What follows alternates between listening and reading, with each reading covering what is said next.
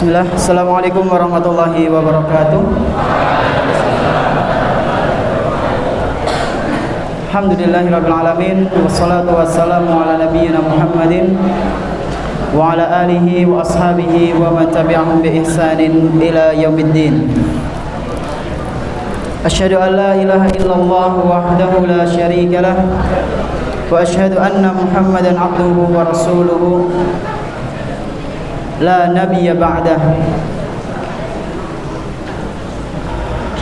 Untuk santri yang masih di belakang maju. Nanti anak absen yang di belakang maju. 5 4 3. Musrif catat ya nanti ya. 2 1,5 1. Dah? Masih ada yang di luar? Sini nih, kosong nih. Mas, sini. Usman. Sini Mas, maju biar yang di belakang bisa. Maju sini. Mam, maju Mam. Nah. Kalau rapat kan anget.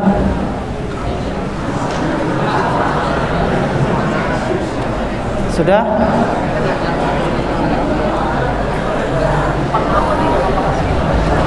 Baik, ikhwan. Alhamdulillah, segala puji bagi Allah Subhanahu wa taala, di mana Dia telah memberikan kepada kita semuanya nikmat yang begitu banyak. Dan di antara kenikmatan yang telah Dia berikan kepada kita, yaitu berupa nikmat iman, nikmat Islam, nikmat sehat, nikmat kita bisa kembali mengkaji kitab-kitab para ulama di salah satu rumah-rumah Allah Subhanahu wa taala yang kita cintai ini. Kita berharap semoga apa yang kita lakukan pada kesempatan malam yang berbahagia kali ini bisa menjadi bekal kita kelak ketika berjumpa dengan Allah Subhanahu wa taala di hari akhir nanti. Allahumma amin. Salawat beserta salam semoga senantiasa tercurah limpahkan kepada Nabi kita yang tercinta, Nabi Muhammad sallallahu alaihi wasallam, beserta para keluarganya, para sahabatnya dan umatnya yang senantiasa mengikuti sunnah-sunnah beliau hingga hari akhir nanti. Ikhwan sekalian rahimani wa rahimakumullah. Kajian kita telah libur berapa pekan? Setahun ya. Kalau hitungan tahunnya ya, hitungan angkanya itu ya kayak seakan-akan setahun. Tapi aslinya cuma 2 bulanan ya. 2 bulanan kalau nggak salah. Alhamdulillah kita mulai lagi mengkaji kitab-kitab para ulama, dan di antara kitab yang kita kaji malam hari ini adalah Hilyah Thalibil Ilmi. Karyanya siapa? Masih ingat antum? Syekh siapa? Bakar bin siapa? Bakar bin Abdullah Abu Zaid ya. Bakar bin Abdullah Abu Zaid rahimahullahu taala. Dan kita pada malam yang berbahagia kali ini akan membahas poin yang kelima. Poin keberapa ya kawan? Kelima. Berarti kita telah membahas 4 poin sebelum pertemuan ini mengenai adab seorang penuntut ilmu terhadap dirinya sendiri. Siapa yang bisa menyebutkan 4 poin yang telah kita bahas? Angkat tangan. Boleh lihat buku. Enggak ada? Enggak ada ya kan?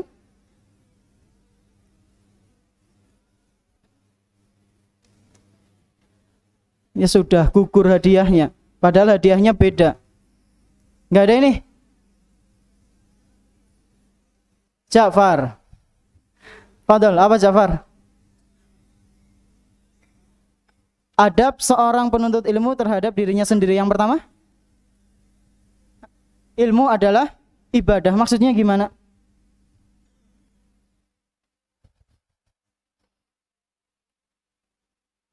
Maksudnya gimana ilmu adalah ibadah?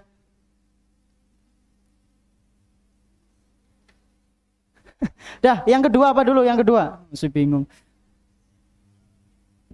Jadilah seorang salafi yang sejati. Salafi di situ apa maksudnya?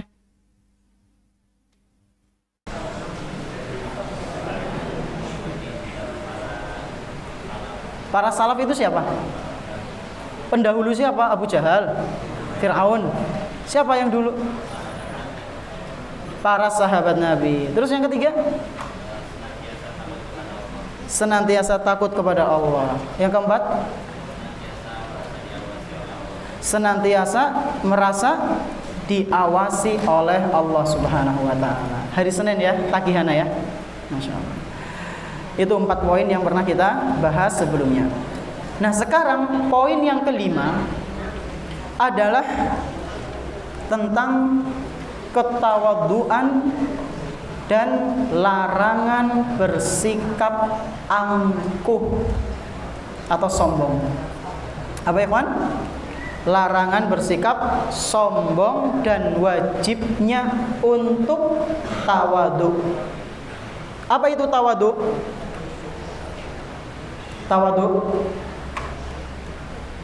Tawadu ya rendah hati ya.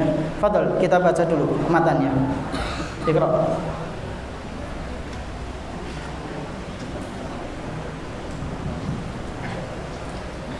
Bismillah.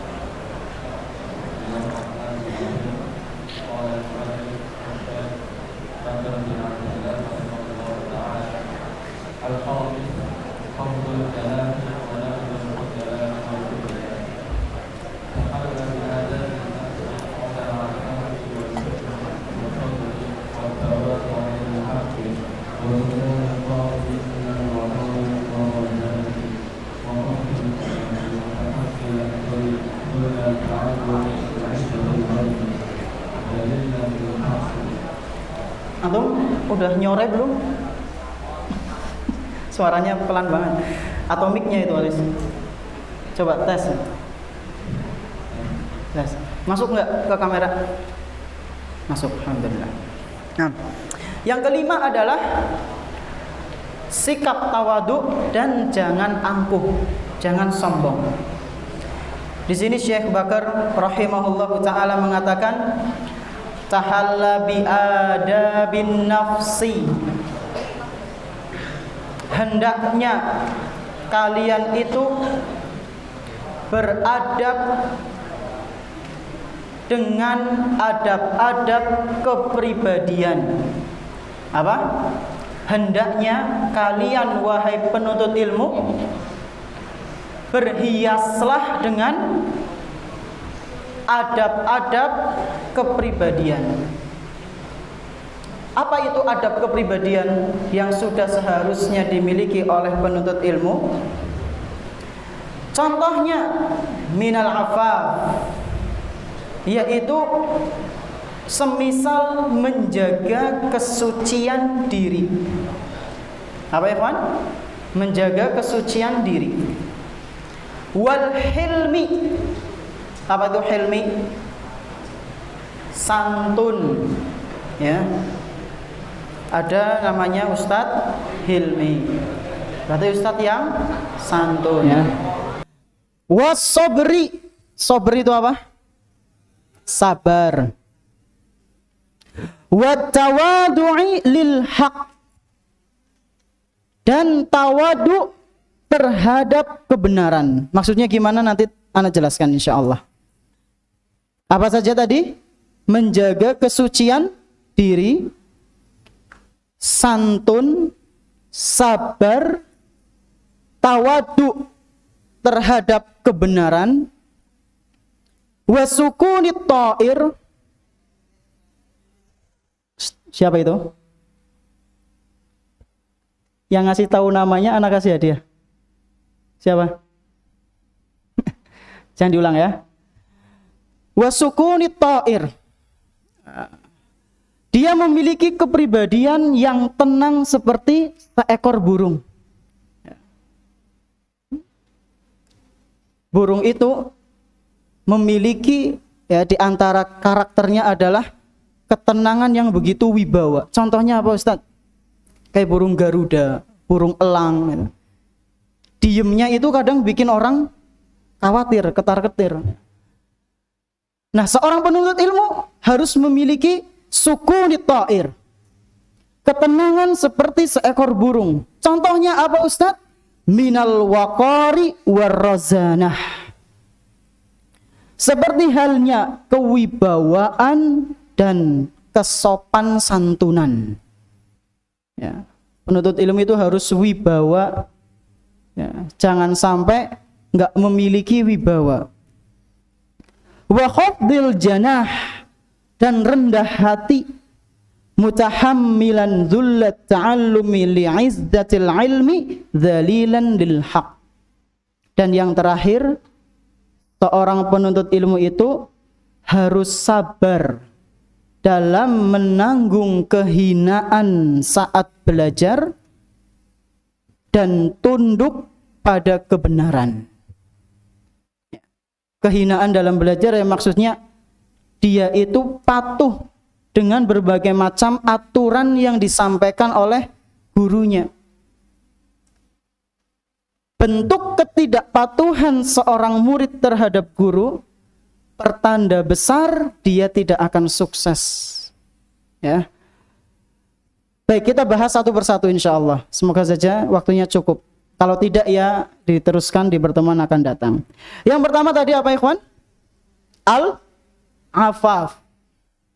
Yang pertama al-afaf. Apa tadi? Menjaga kesucian diri.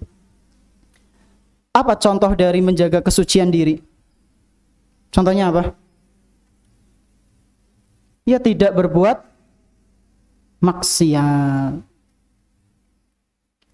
Menjaga kesucian diri, jangan sampai mengotori dirinya lahir maupun batin. Menjaga dirinya dari kotoran yang lahir maupun apa? Batin. Contoh kotoran-kotoran lahir yang harus dijauhi oleh seorang penuntut ilmu apa, Ustaz? Contohnya adalah, nah itu, penuntut ilmu kok ngerokok, ya. Ora jaman, ya. Penuntut ilmu kok isi udut, sing kebangetan ustad kok udut, ya. Astagfirullah, na'udzubillahi min dzalik. Merokok itu termasuk perbuatan yang keji, kawan. Dan perbuatan ini akan menurunkan kewibawaan seseorang, apalagi kalau dia seorang penuntut ilmu. Ustadz, jeres apa rokok kue menurunkan kewibawaan dan sesuatu yang keji, yang jorok? Sudah, kita nggak bicara dalil ya, kita nggak bicara dalil dah. Al-Quran, hadis itu banyak yang menyebutkan rokok itu perbuatan yang hina. Sekarang kita main logika saja. Jadi menurut antum, orang yang merokok itu biasa saja, tidak hina? Ya iyalah Ustaz, umumnya kayak gitu. Sekarang antum bayangkan coba. Nabi SAW lagi duduk bermajelis sama Abu Bakar, Umar, Utsman, Ali, Abdurrahman bin Auf, pada keplas, kepus, Rasul lagi. Abu Bakar lagi. Umar kayak. Menurut logika antum, nalar antum, otak antum, akal antum, kira-kira pantas enggak? Kalau sampai antum ngomong pantas, hati-hati, kualat. Ya. Fitrah kita, akal kita yang masih waras pasti akan menolak itu, ikhwan. Meskipun antum tanyakan kepada orang yang udah sedina 5 bungkus, Antum tanyakan ke mereka, kira-kira Rasul gue nek misale arep ngimami salat udut ndisit seler, pantes ora pak? Ora pantes. Fitrah mereka pasti akan mengatakan tidak pantes. Ini dalilul aqli, dalil akal yang menunjukkan bahwasanya perbuatan tersebut adalah perbuatan yang keji, hina. Seorang penuntut ilmu nggak layak seperti itu. Udut, klepos ya. Seakan-akan kayak orang berbuat dosa, zalimi itu loh, kukusnya loh. Nah, yang masih kayak gitu tobat ya, berhenti. Sebelum nyesel, sebelum datang penyakit-penyakit yang merugikan antum dan keluarga antum. Ini contoh yang pertama, apa tadi? Menjaga kesucian diri. Contohnya jangan sampai berbuat maksiat. Contoh lain seperti apa Ustadz? Jangan sampai seorang penuntut ilmu itu berzina.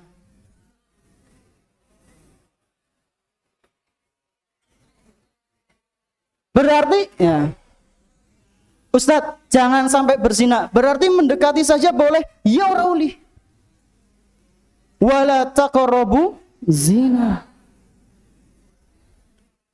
Kata Allah Subhanahu wa taala, janganlah kalian dekati zina.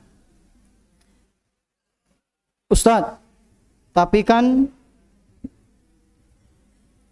nyong hafalannya wis akeh Ustadz. Ayat Al-Qur'an wis pada nempel nang ngene Ustadz. Hadis-hadis Nabi nempel nang ngene Ustadz. Insyaallah nyong nek ngingetna tanggane, saya kalau mengingatkan anak perempuan saya, tetangga untuk ibadah sholat, enggak apa-apa insyaallah. Saya sudah miliki tameng. Dia sudah ujub, sombong, meremehkan. Ya. Belum tentu ikhwan. Orang yang ahli ibadah, orang yang cerdas dalam hafalan maupun pemahaman dalam agama, belum tentu kalau dihadapkan wanita itu tegar. Bahkan Rasulullah SAW itu sudah mewanti-wanti sejak dulu bahwasanya wanita itu adalah fitnah terbesar yang akan memberatkan seorang laki-laki. Jadi jangan didekati. Kata beliau SAW dari Usamah bin Zaid radhiyallahu anhu, bahwasanya Rasulullah SAW pernah bersabda, "Ma taraktu ba'di fitnatan adarra 'ala rijali an-nisa." Hadis sahih riwayat Bukhari Muslim.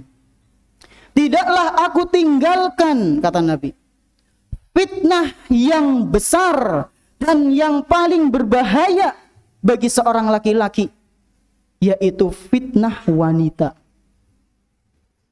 Jadi jangan ujub, jangan merasa sudah memiliki tameng berupa hafalan Al-Quran, hadis, lalu iseng-iseng ngechat wanita.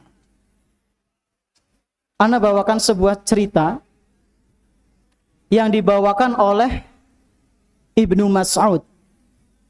Siapa ikhwan? Dibawakan oleh Ibnu Mas'ud, Ibnu Abbas, dan Ali bin Abi Thalib. Cerita berkenaan dengan tafsir surat Al-Hasyr ayat ke-16 sampai 17. Dan kisah ini menceritakan bagaimana seorang laki-laki kelepek-kelepek sama seorang perempuan yang menyebabkan dia menjadi kafir. Dan sebelumnya padahal ikhwan, dia adalah seorang ahli ibadah yang sangat tekun. Bayangkan, ahli ibadah pun bisa menjadi murtad, apalagi sing udu ahli ibadah. Kepriwe ke Ustaz ceritanya aja kesuwen. Nah, mari kita simak. Kata Ibnu Mas'ud, "Kanat imra'atun tar'al ghanama wa kana laha ikhwatun arba'atun. Dahulu pernah ada seorang wanita. Dia memiliki profesi sebagai penggembala kambing. Angon wedhus. Dan dia memiliki saudara laki-laki 4. Dia memiliki saudara laki-laki kandung 4.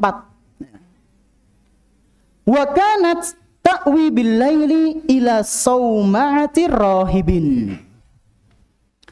Dan suatu malam wanita ini bermalam di salah satu sauma'ah. Sauma'ah itu adalah tempat tinggalnya pendeta pada saat itu. Jadi kayak tempat ini apa ini namanya? Mihrab. Jadi dia bertempat tinggal di mihrab. Ya. Karena waktu sudah malam, akhirnya dia bermalam di mihrab. Tempatnya orang yang ahli ibadah pada saat itu. Si rohib pendeta. Dan dikisahkan si rohib ini adalah seorang yang sangat tekun ibadah selama 60 tahun nih Pak. Bayangkan, selama 60 tahun dia terkenal dengan ketekunan dia ketika beribadah kepada Allah. Lalu Ibnu Mas'ud melanjutkan ceritanya, fanazala ar-rahibu fa fajjara biha fahammalat. Ketika itu si rohib ini melihat ada seorang wanita nginep di kediaman dia. Lalu setan menggoda dia dan akhirnya si rohib itu pun melakukan perbuatan yang tidak seharusnya dilakukan. Fahamalat. Apa itu? Hamil. Maka wanita itu pun hamil. Di cerita lain, ini dikisahkan oleh Ibnu Mas'ud dan Ibnu Abbas. Kalau versinya Ali bin Abi Thalib, diceritakan wanita ini punya penyakit gila. Jadi agak sedikit kurang kebek. Lalu sama kakak-kakaknya yang laki-laki dicarikan dokter ya, terus ketemu si rohib ini berobat ke dia. Nah, dalam proses pengobatan itu si rohib ini digoda oleh setan. Akhirnya menyetubuhi si wanita tersebut dan hamil. Kemudian setelah hamil, rohib ini bingung apa yang harus dilakukan. Fa'atahu syaitanu faqala lahu. Lalu setan datang kepada dia dan membisik-bisikan lagi kepada si rohib. Uqtulha tumadfinha fa innaka rajulun musaddaqun yusma'u qauluk. Hei fulan, pengen selamat? Bunuh wanita itu. Kemudian kubur dalam-dalam wanita itu. Percayalah. Setannya bisikin, percayalah. Kamu itu adalah seorang yang ucapannya dipercaya. Godaannya dahsyat enggak? Ini harusnya kita khawatir. Takutnya ilmu yang kita miliki, lalu na'udzubillahi min dzalik, kita berbuat kriminal, berbuat hal-hal yang buruk, setan membisiki, santai bae, koli santri, ucapanmu ke dipercaya, santai bae, hati-hati. Ujung-ujungnya bagaimana? Kemudian faqatalaha summa dafanaha. Benar, si rohib ini pun membunuh wanita tersebut dan menguburnya dalam-dalam. Fa'ata syaitanu ikhwataha bil manami faqala lahum. Setelah rohib ini sudah selesai membunuh wanita dan menguburnya, setan ini datang kepada 4 saudara laki-laki si perempuan tadi. Datang lewat mimpi.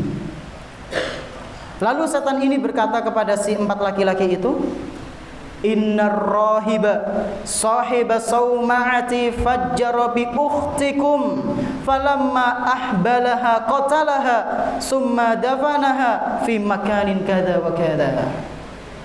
Wahai fulan, kamu tahu enggak si rohib itu yang tinggal di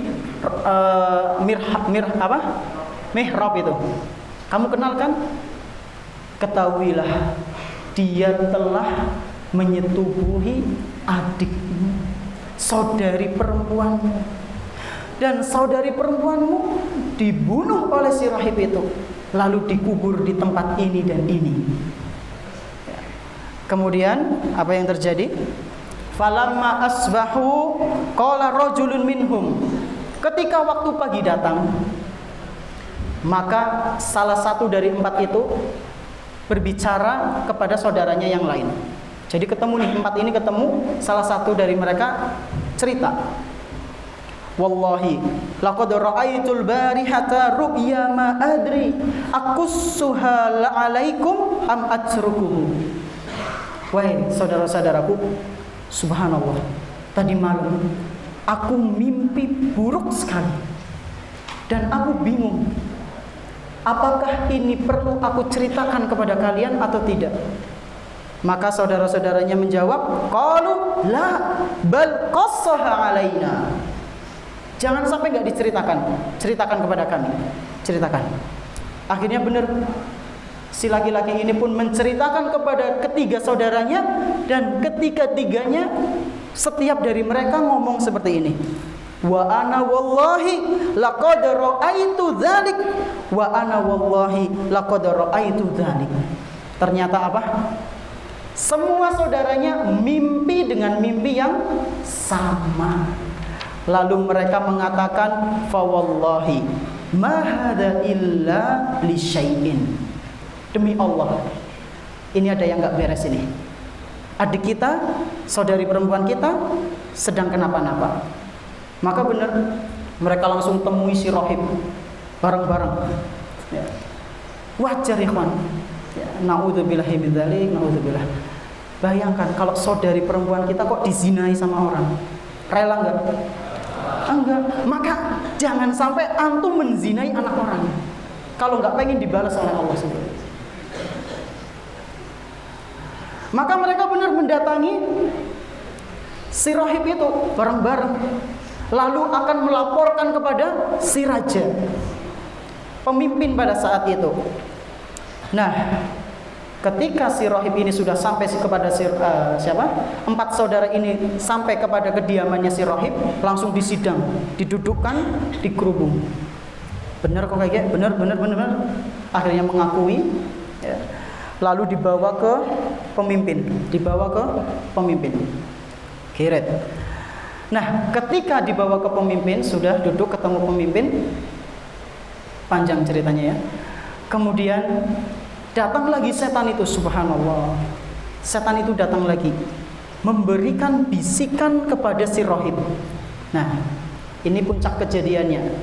Ahli ibadah ini nanti akhirnya murtad. Setan memberikan bisikan kepada si rahib. Inni analladzi awqa'tuka fi hadza. Wahai rahib, ketahuilah, sesungguhnya yang bikin masalah ini yang sedang kamu hadapi itu aku. Aku yang buat masalah untukmu. Walan yunjiyaka minhu ghairi. Percaya enggak percaya? Enggak ada satupun yang bisa menyelamatkanmu dari masalah ini. Fasjud li sajdatan wahidatan wa unjika mimma awqa'tuka fi. Kalau pengen selamat, sujud kepadaku sepisan bae.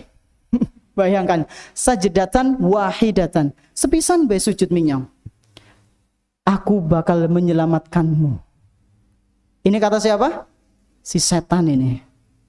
Maka apa yang terjadi? Fasajadallahu. Maka si rahib ini pun benar-benar sujud kepada setan, meminta pertolongan kepada si setan. Karena biasanya ikhwan, orang yang sudah lagi di puncak-puncaknya masalah, itu pikirannya udah kacau, minta tolong siapa? Aduh, pokoknya kalau ada kesempatan dia udah ke situ. Ini bentuk keimanannya itu sedang goncang, maka hati-hatilah. Rahib ini sujud kepada si setan. Falamma atau bihi malikahum tabarra'a minhu wa ukhidha wa fakutila. Ketika sudah sujud, terus setan berlepas diri, saya enggak bisa nolong. Lalu sang raja langsung memutuskan bahwa dia itu bersalah, dihukum, dan akhirnya bunuh, subhanallah. Mati dalam keadaan murtad, kafir, menyekutukan Allah. Sumber utamanya apa, ikhwan? Fitnah wanita. Jangan sampai ini tertimpa kepada kita. Jangan sampai ini tertimpa kepada kita. Dalam riwayatnya Ali bin Abi Thalib, setan ini ketika dimintai tolong sama si rahib ini, tolong aku, katanya mau nolong. Maka setan ini mengatakan, inni bari'un minka, inni akhafullah rabbal alamin. Maaf ya, sorry ya, saya tidak bisa nolong kamu. Yang bisa nolong itu Allah. Aku juga takut sama Allah. Kepriwe maning. Ini mirip di surat apa? Ibrahim. Siapa yang bisa membacakannya? Hah? Aku hanya menjanjikan kepada kalian. Aku hanya cuma ngajak kalian. Kalian ikut kepadaku. Sementara ya, aku nggak ada kuasa atas kalian. Akhirnya nyemplung bareng ke jahanam. Na'udzubillah. Itu setan. Ya. Ini kisah panjang sekali ya. Dibawakan oleh Ibnu Jarir dan juga dibawakan oleh Imam Ibnu Katsir dalam kitabnya Al-Bidayah wa Nihayah. Ini anak rangkum di catatan anak. Masih ada waktu? Masih. Ini yang pertama apa? Afaf. Menjaga kesucian diri. Jadi sekali lagi hati-hati. Jangan sampai kita menodai, mengotori diri kita dengan perbuatan-perbuatan maksiat. Wal hilm. Dan hendaknya penuntut ilmu itu memiliki kesopan santunan.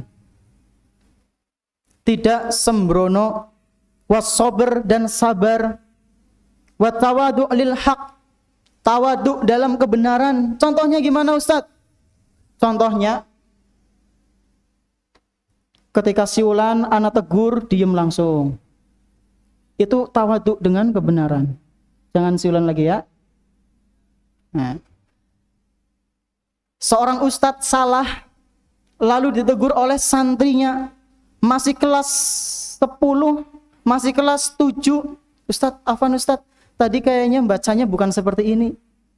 Lalu ustadznya, oh iya benar, makasih, jazakallah khair. Kemudian klarifikasi. Ini bentuk dari tawadu' lil haq. Seorang musyrif dinasehati sama santri, bayangkan, dikasih masukan, dikasih saran, diterima, udah malah didebat. Ini contoh dari at-tawadu' lil haq. Seorang kakak kelas melakukan kekeliruan, misalnya enggak sengaja, bukan enggak sengaja, karena sudah kebiasaan. Telekap karo melaku, karo tertawa, terbahak-bahak. Adik kelasnya yang lihat kayaknya, ya Allah, mas jaga gue mas lah. Nggak pantas seorang penuntut ilmu. Ini jakong bareng, nyong siji. Sebelum jaluk ya. Kalau dia menerima, kemudian duduk bareng, berbagi, join, maka ini termasuk dari at-tawadu' lil haq. Terus minal waqar, wibawa. Di antara hal yang membawa seseorang itu memiliki sifat wibawa, ikhwan, tidak banyak bercanda. Ya. Lah berarti bercanda nggak boleh Ustadz. Siapa sih ngomong Rauli? Boleh. Umar itu nggak melarang, cuma dia itu nggak suka kalau melihat orang yang suka tertawa terbahak-bahak, kemudian sering isinya candaan terus. Pagi bercanda, siang bercanda, sore bercanda. Nggak ada obrolan masalah ilmu, itu nggak ada. Ini yang tercela ya, Pak. Ya. Bercanda boleh, kadang kita belajar di kelas juga bercanda. Ya. Boleh sesekali, 2 kali. Nek serius beda, bosen kan? Isinya sepaneng terus. Ngantuk, musing. Kadang yang kita bawakan bercanda juga bosen ya. Nah, boleh kita bercanda, akan tapi jangan berlebihan. Kata sebagian ulama itu, dalam majelis ta'lim, dalam belajar, bercanda itu boleh. Asal jangan berlebihan, seperti halnya suatu makanan yang diberi apa? Garam. Makanan kalau nggak ada garam, rasanya apa? Anyep. Ya. Harus ada garam. Dan garam itu kalau kebanyakan jadi asin. Maka harus sesuai dengan porsinya. Wa khafdil janah, rendah hati, menerima kebenaran, mutahammilan dhulat ta'allumi li'izzatil ilmi, dzalilan lil haq. Dan dia sabar ketika menanggung kehinaan saat belajar dan tunduk pada kebenaran. Insyaallah ini akan kita bahas di pertemuan yang akan datang. Terima kasih atas perhatiannya. Adzan Isya dulu. Fadhol. Ainal muadzin? Allahu akbar. Allahu akbar.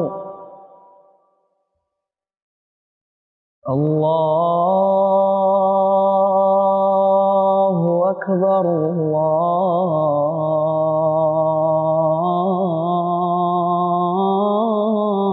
Allahu akbar.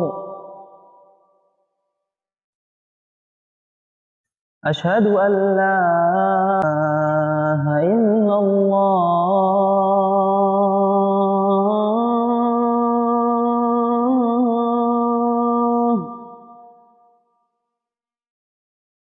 Asyhadu an la ilaha illallah.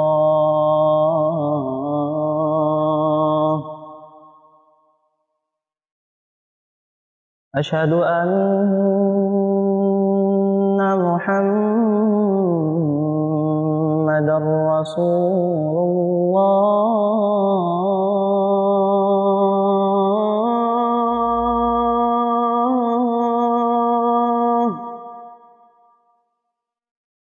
Asyhadu anna Muhammadar Rasulullah.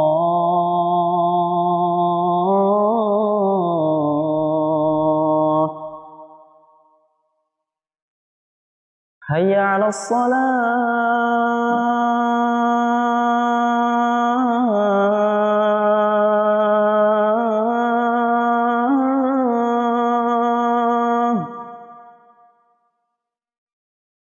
Hayya 'alas salah.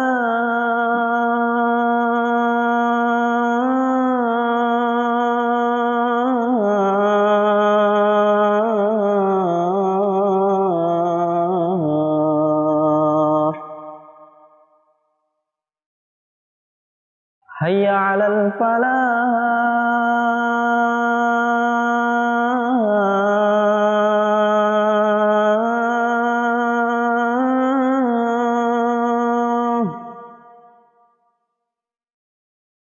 Hayya 'alal falah.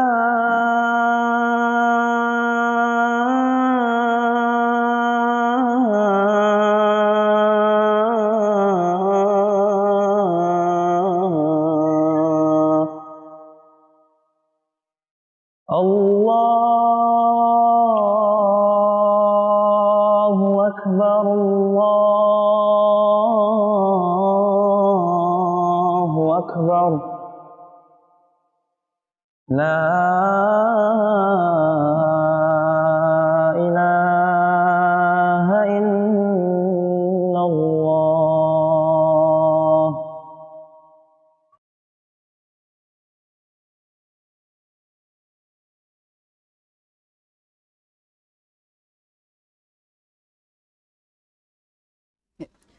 Bismillah, alhamdulillah, wassalatu wassalamu ala rasulillah wa ala alihi wa ashabihi wa man tabi'ahum bi ihsanin ila yaumil qiyamah. Baik, kita baca pertanyaan ya, Ikhwan. Yang bisa Anda baca ya, yang bisa Anda jawab ya Anda baca. Pertanyaan pertama. Assalamualaikum. Waalaikumsalam warahmatullahi. Afan Ustaz, Ana mau nanya. Jika kita sudah menikah dan kita melakukan hubungan suami istri, apakah kita akan mendapatkan pahala? Syukron Tad. Masya Allah. Kelas berapa ini? Pertanyaan antum ini, Masya Allah, pernah ditanyakan oleh salah seorang sahabat Nabi. Iya, pertanyaannya sama persis. Abu Dzar Al-Ghifari radhiyallahu anhu. Antum yang tanya? Hah? Jadi waktu itu sahabat Nabi ini bertanya kepada Rasulullah dan dia nggak malu. Jangan malu bertanya tentang masalah ilmu ya, tapi dengan sopan santun ya. Sahabat ini bertanya, "Ya Rasulullah, ayati ahaduna syahwatahu wa yakunu lahu fiha ajrun?" Wahai Rasul, apakah jika ada salah satu dari kami, suami mendatangi istrinya, istrinya mendatangi suaminya untuk berhubungan badan, meletakkan, kemaluannya ke kemaluan pasangannya, ya. Apakah perbuatan ini dapat pahala, wahai Rasul? Maka kata Rasulullah sallallahu alaihi wasallam, "Ara'aitum law wada'aha fi haramin akana 'alaihi fiha wizrun?" Sekarang coba kalian renungkan. Menurut kalian, ini Rasul balik tanya, lagi ditanya malah balik tanya. Tentang hubungan apakah suami istri dapat pahala? Rasulullah kemudian balik tanya. Menurut kalian, wahai para sahabatku, kalau seandainya ada orang yang berzina, melakukan hubungan badan dengan status yang haram, dapat dosa tidak? Dapat dosa enggak? Dapat. Lalu Rasulullah sallallahu alaihi wasallam bersabda, "Fakadzalika idza wada'aha fil halali kana lahu ajrun." Demikian pula dengan hubungan badan yang dilakukan oleh seorang suami istri. Mereka melakukannya itu dalam kehalalan, dan sesuatu yang halal tersebut mendatangkan pahala. Ya. Jadi jawabannya apa? Dapat pahala. Wallahu a'lam bishawab.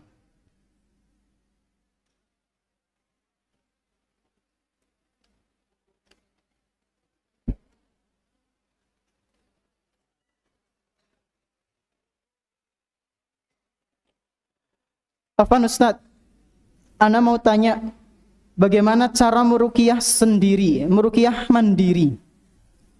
Ruqyah mandiri ya, antum bacakan ayat-ayat Al-Quran kepada diri antum. Dan tentunya harus beradab ya. Wudu dulu, madhep kiblat ya. Suci tenang ya. Jangan ijik-ijik nembe BAB langsung meruqyah itu. Ngos-ngosan keringetan, nggak fokus nanti. Ya, nggak fokus. Harus ya bersuci dulu, wudu ya. Bacakan, tiupkan, terus diusapkan ke tubuh. Dan antum harus yakin bahwasanya yang menyembuhkan antum itu bukan ayat Al-Quran, tapi Allah Subhanahu wa Ta'ala. Jangan sampai ada keyakinan, oh baca surat ini pasti mandi ya, pasti manjur. Jangan, tapi atas izin Allah Subhanahu wa Ta'ala. Dan apa hukumnya meminta diri kita diruqyah oleh orang lain? Hukumnya boleh. Cuma ada sebagian ulama yang memakruhkannya karena dikhawatirkan ketawakalannya itu berkurang kepada Allah. Wallahu a'lam.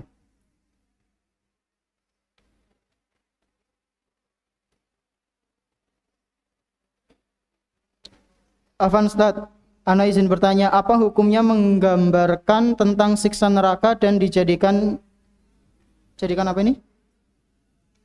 Film. Dan di sisi lain tujuan film itu dibuat agar banyak yang bertaubat. Syukron. Walau alam. Kalau filmnya tidak ada unsur yang melarang syariat ya tidak mengapa. Ya, karena film itu drama itu boleh. Dalilnya di antara para ulama, dalilnya cukup banyak. Di antaranya dalil tentang malaikat Jibril yang datang kepada Nabi Shallallahu Alaihi Wasallam berubah menjadi seorang laki-laki ganteng, putih, bersih, wangi. Datang kepada Nabi Muhammad Shallallahu Alaihi Wasallam lalu tanya, ya Muhammad, akhbirni anil Islam, akhbirni anil iman, akhbirni anil ihsan. Ya. Itu Jibril sedang drama dalam tanda kutip. Kemudian para ulama bisa mengambil, di antaranya Syekh Muhammad bin Shalih Al-Utsaimin dan yang lainnya. Dalil lainnya juga sebagian ulama mereka berdalil dengan firman Allah Subhanahu wa taala, wa id qala Ibrahimu li abihi azara wa qaumuhu. Yang itu loh, falamma janna alaihi al-lailu wa ra'a kaukaba qala hadza rabbi. Ya. Nabi Ibrahim alaihissalam mengatakan, ini bintang-bintang Tuhanku. Berlalu, bukan, saya nggak suka Tuhan yang hilang. Saya melihat ada bulan lebih besar dari bintang. Ini kayak Tuhanku nih. Jadi dia sedang pura-pura di hadapan orang musyrik. Masa Tuhan hilang? Bulan hilang juga. Ini bukan Tuhanku. Datang matahari, ini Tuhanku, ini lebih besar. Hilang lagi. Ini bukan Tuhanku. Ya. Itu boleh sebagai dalil untuk drama. Tapi kalau ada unsur yang melanggar syariat, maka jangan. 10 menit lagi. Ini kayaknya ada yang salah paham. Afwan Ustadz, Ana mau bertanya. Tadi Ustadz bilang perumpamaan tentang merokok. Jika Ana menasehati seseorang tapi dibantah, kan itu Rasul bukan saya. Itu bagaimana jawabannya? Ini yang ngomongkan itu Rasul bukan saya ini, ya kalau dengar penjelasan tadi, itu salah paham. Dan gak nangkep apa yang Ana gambarkan. Kalau seandainya Rasulullah SAW ya, itu merokok, pantas tidak? Tidak pantas. Kenapa tidak pantas? Pasti fitrah kita meyakini bahwa itu perbuatan yang keji. Berarti sesuatu yang keji itu khabithat, itu kan diharamkan oleh Rasul sallallahu alaihi wasallam. Kan itu Rasul bukan saya. Lah siapa yang bilang ente itu Rasul? Terakhir, bismillah, assalamualaikum Ustadz. Mau challenge Ustadz, coba Ustadz jadi imam. Syukron. Antum tunggu jadwal Ana jadi khutbah ya, jadi khotib ya, jadi imam misalnya. Belum pernah dengar anak imam. Suaranya lebih bagus, ramai insyaallah. Baik, udah ikhwan, kita cukupkan sampai sini. Terima kasih atas perhatiannya. Mohon maaf atas segala kekurangannya. Jazakumullah khairan. Wa naqtatim subhanakallahumma bihamdik asyhadu an la ilaha illa anta astaghfiruka wa atubu ilaik. Wassallallahu ala nabiyyina Muhammadin wa ala alihi wa ashabihi wa man tabi'ahum bi ihsanin ila yaumiddin. Wa akhiru da'wana alhamdulillahirabbil alamin. Wassalamualaikum warahmatullahi wabarakatuh.